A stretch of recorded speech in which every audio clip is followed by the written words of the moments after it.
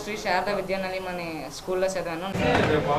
ఎకనామిక్స్లో 99 CPE junior college ప్రారంభించిన 2వ సంవత్సరంలోనే, అంటే ఇది మా మొట్టమొదటి సెకండ్ ఇయర్ ఫలితాల్లో 476 మార్కులతో విశాఖపట్నంలో తృతీయ స్థానాన్ని, స్టేట్లో టాప్ 10th మార్క్ని సాధించగలిగాం. ఇది కేవలం 150 మందితో సాధించినటువంటి విజయం.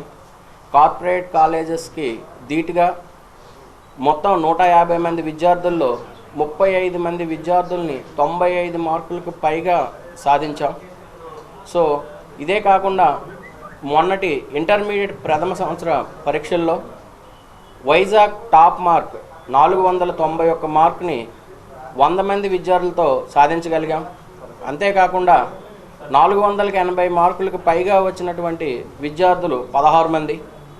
ఇది కూడా కేవలం 2 సంవత్సరాల్లో ఈ సిపిఈ జూనియర్ కాలేజ్ సాధించినటువంటి ఘనత.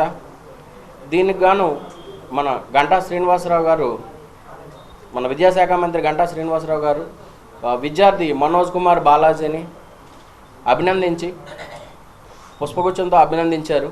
అభినందించి నువ్వు ఏం కావాలని అడిగినప్పుడు ఆ విద్యార్థి, నేను రిజర్వ్ బ్యాంక్ గవర్నర్ని కావాలి అని, అంటే సీఏ కంప్లీట్ చేస్తూ రిజర్వ్ బ్యాంక్ గవర్నర్ని అవుతానని చెప్పి తన యొక్క అభిప్రాయాన్ని చెప్పారు.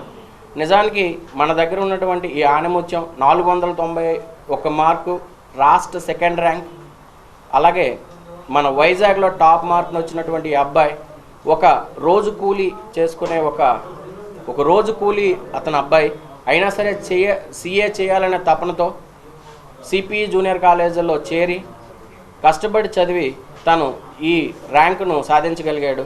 అలాగే ఈ రిజల్ట్ వచ్చిన శుభ సందర్భంలో మేము ఈ సంవత్సరం పూర్ విద్యార్థుల్ని మరియు మెరిట్ విద్యార్థుల్ని కలిపి ఒక 20 మందిని ఫ్రీ ఎడ్యుకేషన్ ఇవ్వాలని మా డైరెక్టర్స్ నిర్ణయించారు.